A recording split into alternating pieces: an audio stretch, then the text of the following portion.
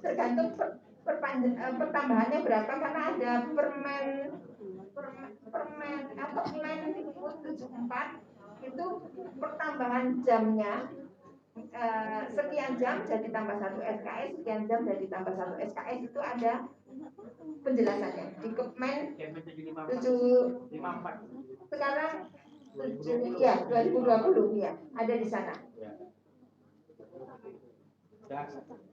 Ya, ya. Itu KP 754 itu Bu, malah metode pembelajaran cuma 2. Project based learning sama case method. Itu ada di IKU ya, IKU yang mau dijadikan IKU butir nomor 7 ya. Cuma diarahkan pada 2 metode. Iya, memang ya.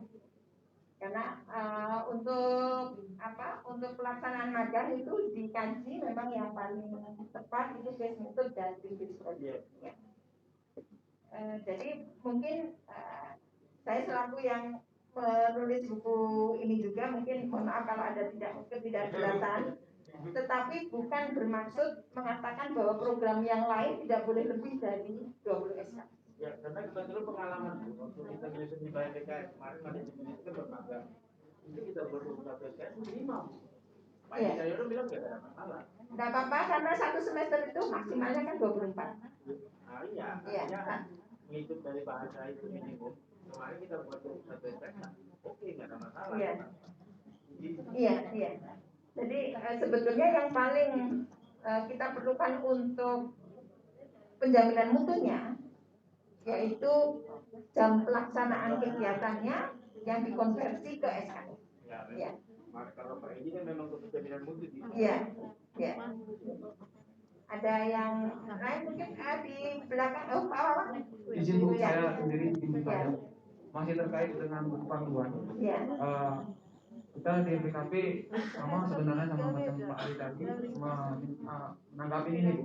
Lalu dikuatkan lagi ketika di program lain, contohnya di proyek desa Bu. Di situ dijelaskan bahwa jumlah SKS-nya disesuaikan dengan keluasan proposalnya gitu. Artinya kalau proposalnya nggak sampai 20 SKS, artinya enggak. Itu juga sebagai penguatan bahwa yang lain boleh di bawah 20 SKS. Iya. Jadi yang menjadi dasar itu adalah jam kegiatannya.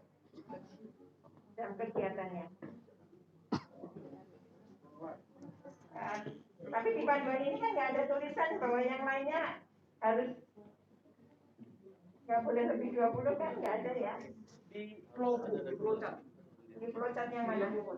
Jadi mahasiswa itu diarahkan untuk konsultasi ke prodi terkait dengan apa saja yang akan dilaksanakannya. Lalu prodi meninjau kira-kira berapa SKS dengan program yang akan dilaksanakan mahasiswa begitu. Di flowchart yang mana ya? Program proyek desa. Proyek desa.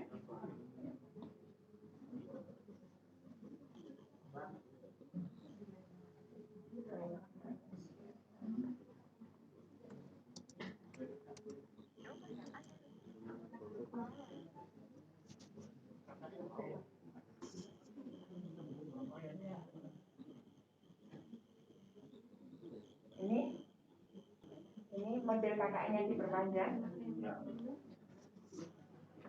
Yang satu, yang atas tidak jauh dari magang.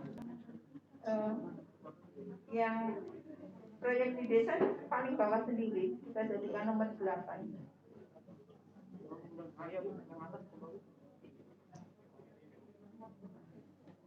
Kalau di bawahnya magang, proyek bukan riset, habis magang terus riset. Coba ini Riset.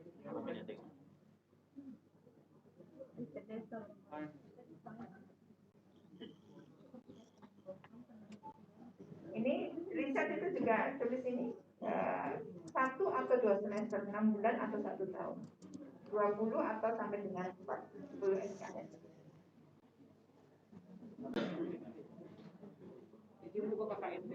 KKN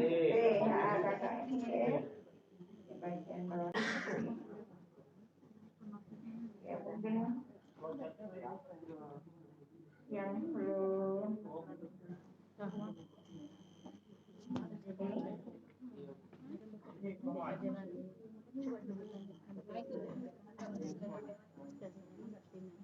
menerapkan ya tujuan.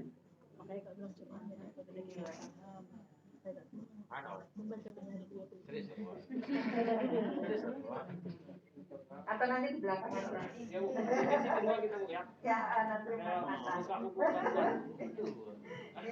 ya, Ibu tadi ada pertanyaan, monggo Ibu. Mohon namanya Ibu. Baik, terima kasih. Assalamualaikum warahmatullahi wabarakatuh. Waalaikumsalam warahmatullahi wabarakatuh. Saya Prawidia Haryani RS dari Prodi Ekonomi Pembangunan FEB. Terima kasih Bu, dengan mengikuti ini ternyata dari hari Selasa sampai hari Kamis kemarin kami udah Bu nyusun yang kurikulum berbasis OB. Walaupun saya masih artinya saya juga jadi merevisi hasil daripada kurikulum yang kami buat di tahun 2020 Bu. Kami kebetulan menang di hanya 3 bulan, 2 bulan setengah, itu waktu yang sangat luar biasa Bu. Dan kami tanpa ada bimbingan itu kita belajar dari internet aja buatnya. Nah dari situlah kami kemarin mencoba memperbaiki beberapa cara kami memilih bahan kajian itu kan hanya lihat-lihat gitu. Dan akhirnya tadi dibetuli. Kemudian tadi saya lihat juga ketika Ibu menjelaskan ternyata juga masih yang salah gitu. Kan tadi intinya gini, jangan sama dengan mata kuliah. Memang waktu saya sendiri Bu kebetulan ngapainnya ribet banget gitu membuat kalimat apa ya ini gitu. Jadi akhirnya kemarin yang penting saya ini misalnya gini, ekonomi moneter dan kebang sentralan ya Bu, maksudnya itu gitu. Sebenarnya kan nggak boleh, itu ada mata kuliahnya gitu, ekonomi moneter ada, itu contohnya Bu. Jadi saya terima kasih, ini nanti akan saya perbaiki lagi. Yang pasti kami kemarin diajari sama Pak Profesor Nurmadi, itu ada core, ada additional dia, BK-nya. Nah, di situ saya lebih terbuka lagi karena nanti kena di profil lulusan. Walaupun Bu kami udah punya, Prodi EP itu udah punya sampai sebaran per semester. Kena yang MBKM yang tadinya nawaitu kami itu di tahun ajaran 2021 harus jalan karena kena di angkatan 2019 yang mereka di semester 5. Ini saya singgung lagi masalah MBKM Bu. Kayaknya mesti berdiri nih saya. Ada agak emosi jiwa. Jadi gini Bu, kami itu dulu yang kurikulum lama itu kan 3 profilnya. Dari hasil perkembangan dan era kekinian dengan menang di MBKM kami turunkan jadi 2 profil kami. Lihat pasar yaitu analis data dengan perencana pembangunan. Perencana pembangunan yang kami buat itu agak berbeda dengan yang kemarin. Yang tadinya tuh mindset orang-orang ilmu ekonomi pembangunan tuh asik perencana pembangunan daerah. Jadi datangnya cuma provinsi, kabupaten, kota gitu aja. Ini yang namanya membangun bukan berarti itu. Sama kami membangun tuh bisnis juga kami arahkan ke ekonomi digital. Nah itulah yang sudah kami perbaiki di Prodi EP. Walaupun masih centang perenang lah Bu untuk bahan kajiannya. Tapi setidaknya relnya udah dapat gitu ya. Nah sekarang masuk ke MBKM. Nah di MBKM kami udah desain habis-habisan Bu, itu anak-anak kami kenanya 6 atau 7 kami desain kemarin. Karena memang ketika dia kuliah 2 tahun tuh baru duduk manis, baru tahu dia prodi itu apa, baru dia bisa keluar. Tapi kemudian muncul kebijakan yang fleksib, memaksa. Masa semester 2-3 udah disuruh, misalnya kayak kami, anak semester 2 dia ikut mengajar, nggak saya kasih. Mohon maaf, ya ini akhirnya saya tumpahkan, jadi pihak universitas juga tahu. Saya nggak kasih Bu, karena profil lulusan mereka itu harus sesuai. Saya pilihkan mereka yang mau. Alhamdulillah tahun 2021 kemarin, anak 2018 kami ada 2 orang. Satu di perusahaan digital Indonesia, itu kan ngarah dia ke kami yang data analis yang tadi Ibu bilang Pentago R lupa saya, tapi saya belajar dari mahasiswa saya. Nah, kemudian yang satu lagi magang di BUMN. Yang dibangga-banggakan menurut saya magang di BUMN, di ekonomi, di bank. Saya tanya, apa kerja kamu? Ngapain? Ini Bu, ngetik ini tuh. Itu yang kamu dapat. Dari situlah Bu saya evaluasi, ini batch 2. Mahasiswa saya Prodi EP hanya 4 Bu. Tapi 2 di ruang guru untuk analisa bisnis, 2 lagi di AI, Artificial Intelligence di Orbit. Saya senang, karena saya mengarahkan mahasiswa untuk MBKM yang nggak didapat di kampus, itu yang harus dia cari. Jadi ketika saya nanti dikritik sama universitas, kalau saya disinggung, itu jawaban saya. Karena yang punya wewenang untuk MBKM itu bukan universitas, tapi adalah prodi. Prodi yang tahu dia kemana. Itu yang mau saya sampaikan, mungkin dari pihak LPKP, sampaikanlah. Saya nggak takut karena alasannya jelas. Kayak kita yang mendesain habis-habisan, tiba-tiba kita dipaksa untuk seperti itu kan, bukan berarti kita larang, tapi kita mengarahkan sesuai dengan profil lulusan. Mana nih yang kita pilih? Tentulah saya dari ilmu ekonomi akan berbeda dari FKIP, dari FAI kan ada seperti itu. Jadi jangan maksa. Itu yang menurut saya.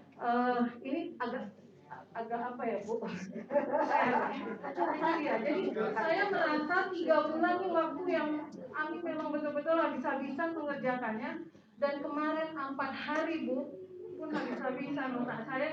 Artinya ini isinya puzzle semua, saya asal disusun puzzle-nya kurang pas lagi, kurang pas. Tapi itulah Bu, artinya dengan cara ini saya sudah membuat panduannya juga. Nanti saya akan diskusi langsung sama Ibu. Panduan sampai ke semester dan sampai dengan peta tadi, peta mata kuliahnya sampai di semester 7. Itu nanti. Setidaknya apa yang kami buat ini Bu, saya mohon Ibu nanti bisa bilang kali di pihak universitas, tolong dong MBKM itu bukan wewenang daripada universitas. Tapi ya dia men-share daripada kebijakan silahkan, tapi itu adalah hak daripada ketua program studi, khususnya prodi yang tahu, agar mahasiswa kita lulus ini sesuai dengan profil lulusan. Bukan lagi, loh kok kamu magangnya mengajar, apa mengajar dan mengajar matematika di